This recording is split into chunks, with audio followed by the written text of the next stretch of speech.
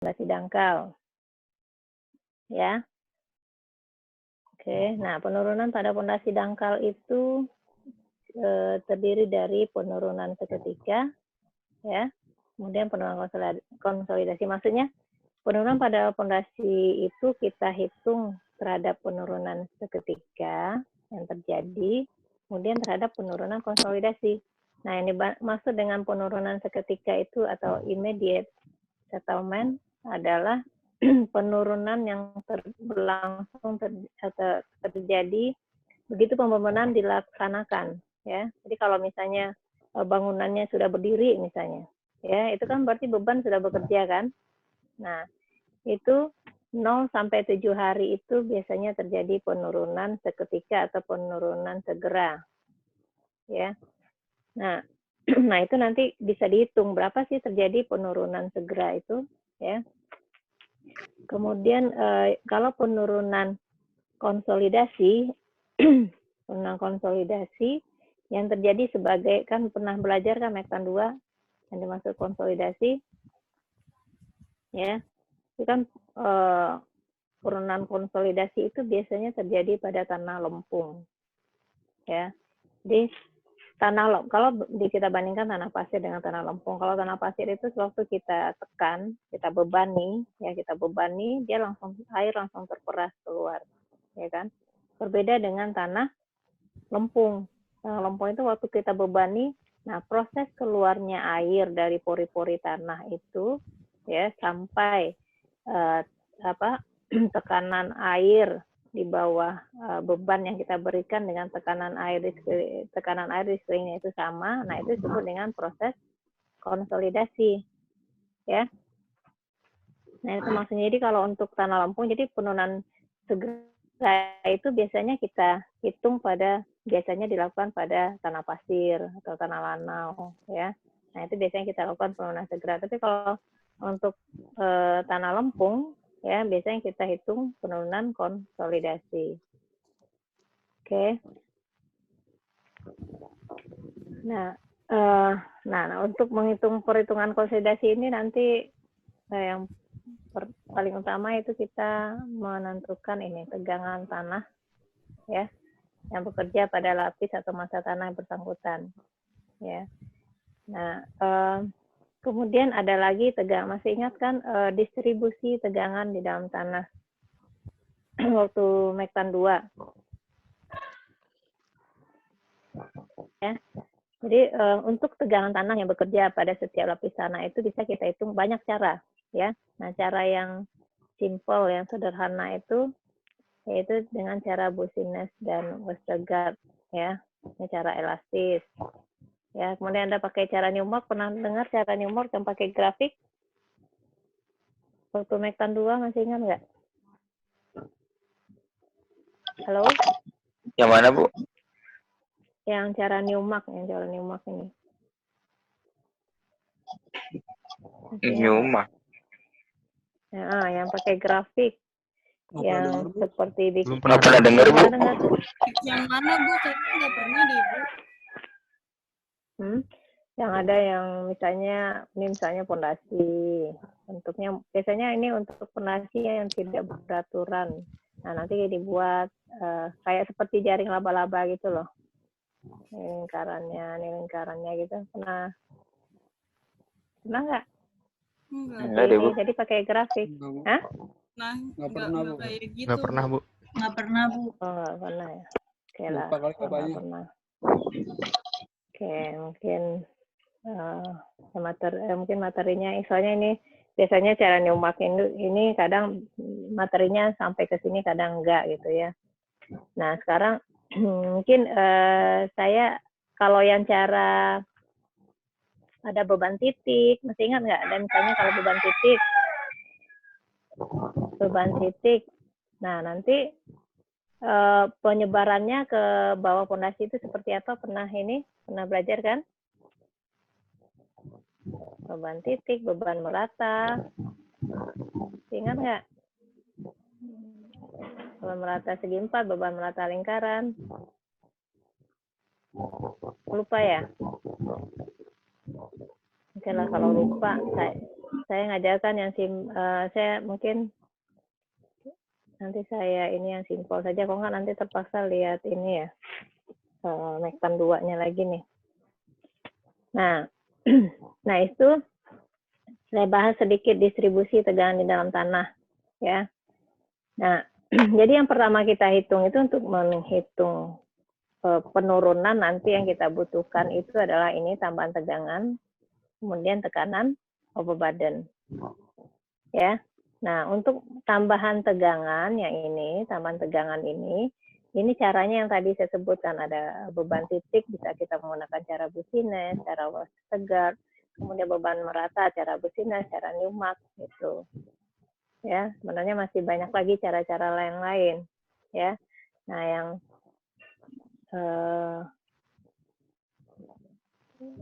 sederhana itu, ini saya yang pakai yang ini aja, ya.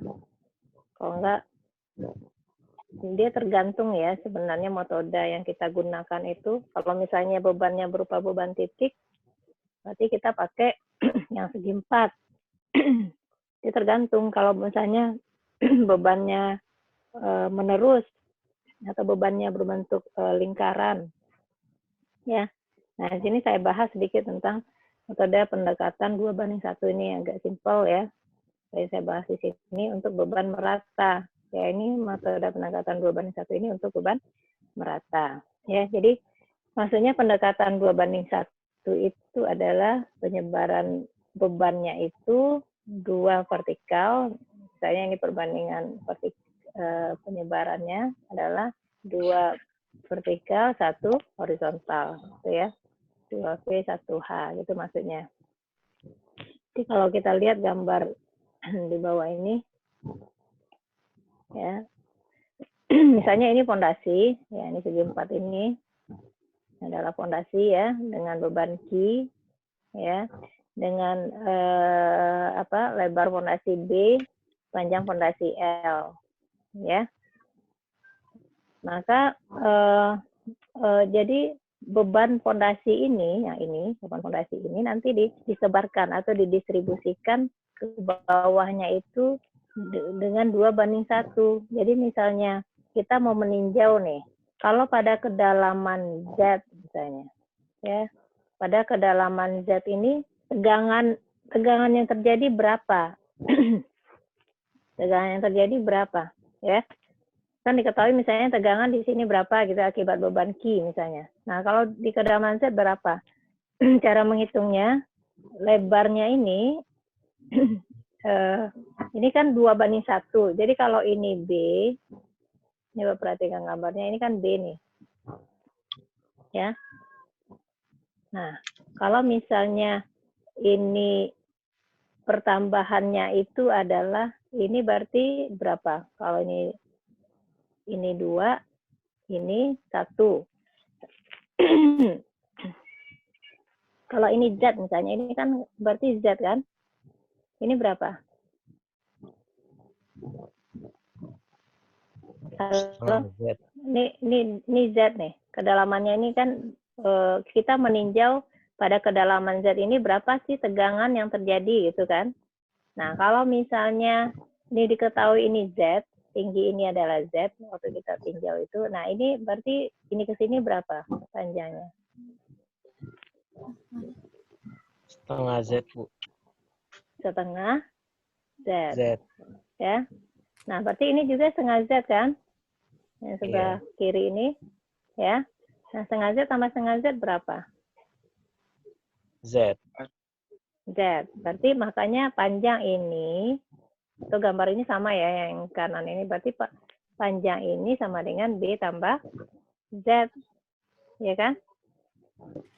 Iya. Paham? B tambah Z. Nah, kalau ini kan untuk fondasi segi 4 ya. Kalau untuk fondasi memanjang ini. Kalau fondasi segi 4 berarti ke belakangnya juga ada panjang. Ya kan? Kalau ini L, di atasnya L berarti di bawahnya itu ada L tambah Z. Iya kan? Nah, kalau fondasi memanjang kita tinjau L ini per persatu-satuan aja ya panjangnya, soalnya dia memanjang. Nah, ngerti sampai sini? Kenapa ini jadi B tambah Z gitu loh? Kenapa jadi B tambah Z? Oke. Ngerti, Bu. Nah, ini kan Q ini adalah Q kali B kali L. Jadi Q ini kan beban yang meratanya. Berarti resultannya kan berarti di pusat ini kan. Resultannya berarti adalah beban meratanya dikali luas penampangnya ini kan. B kali L. Oke, kita lanjut. Nah, berarti berapa tegangannya yang terjadi? Ya. Nah, yang terjadi itu sama dengan ini, rumusnya menjadi ini. Ya. Awalnya itu kan kalau misalnya tegangan di permukaan itu berarti kan tadi Q per A gitu kan. Ya kan kalau di permukaan. Ya. Berarti ini kan sama dengan Q per B dikali dengan L. Nah, jika misalnya kita tinjau pada kedalaman Z, maka rumusnya berubah menjadi ini.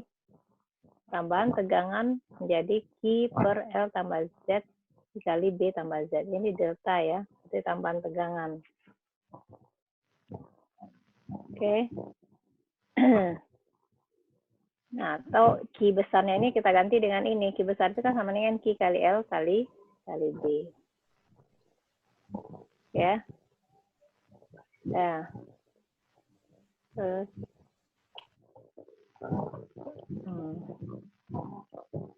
Nah, ini untuk pondasi yang pemanjang.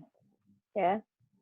Pondasi pemanjang ini karena ditinjaunya hanya arah lebarnya saja. Sementara panjang itu adalah persatu-satuan panjang itu ya.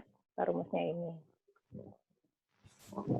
Oke, ini bisa luasan beban, contoh soalnya luasan beban berbentuk bujur sangkar berukuran 3 kali 3 meter terletak permukaan tanah. Di pusat luasan beban bekerja beban titik sebesar 10 ton. Berapa tambahan tegangan terjadi pada kedalaman 4 meter bila dipakai cara pendekatan beban yang satu? Coba sekarang hitung berapa? Coba. Bisa ngitung nggak berapa?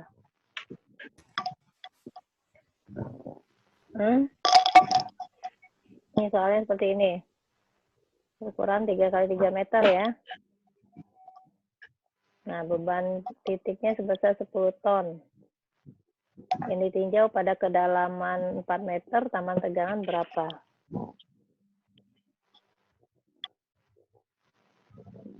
...21 orang, berarti yang nggak masuk 3 orang lagi siapa ya?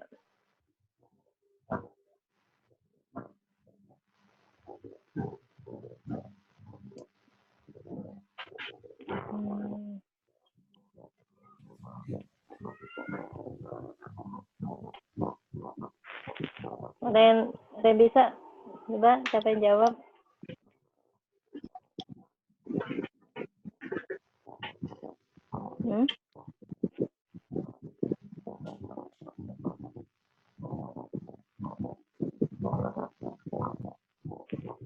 Ada yang ngitung? Bingung, Bu. Bingung? Ini PPT-nya belum ada ya, Bu? Oh, belum. Lupa saya. Pastinya. Saya pakai whiteboard aja. Nih, jadi begini. Ini kan permukaan. Tunggu.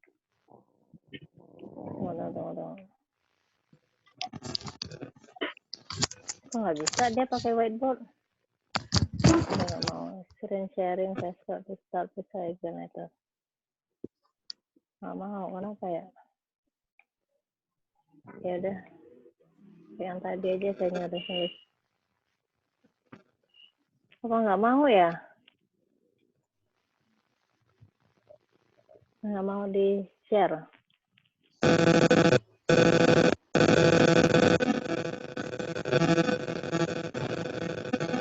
Halo? Ada bunyi keras-keras gitu. Oh, no. Kresek-kresek. Suara Suara saya apa gimana tuh? Bukan, Bu. Iya, dari ibu Bukan. kan. Dari Claudia tadi. Kalau dia. Oh, dia. Kenapa saya nggak bisa share ini ya? Saya share nggak mau. Screen sharing has failed to start. Kenapa? Share screen nggak bisa, Bu. Nggak mau nih. Iya. Saya coba. Please try again. Apa masalahnya?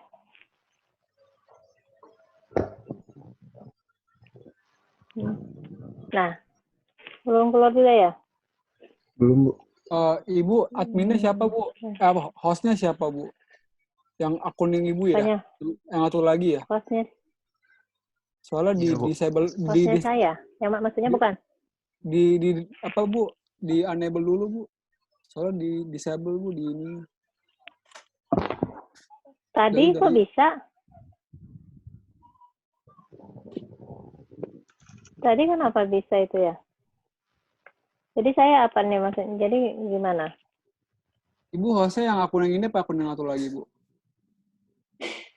Akun ya, tadi pakai akunnya ini yang saya lagi ini, akunnya ini. Nah tadi kan saya mau ngambil whiteboard. Jadi kan saya pilih yang whiteboard. Nah pas ngambil whiteboard itu dia nggak mau lagi. Tuh. Iya, kita juga share screen juga nggak bisa di disable.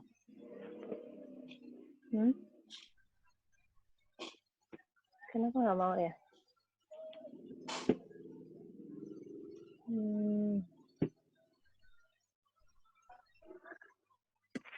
Gimana saya menjelaskan ini? Waduh. Apa kita ulang lagi ya? Coba, Bu. Kali ya. Kayak settingannya kayak, Bu. Apa? Settingan apanya?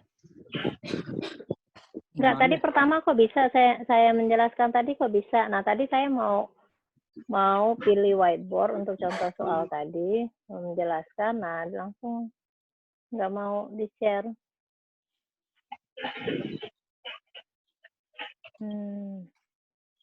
So, screen sharing has failed to start. Apa masalahnya ya? Coba kita end dulu ya. Nanti ini lagi. Ya, Bu. Oke, Bu. Ya. Boleh, Bu. Oke, saya end meeting dulu.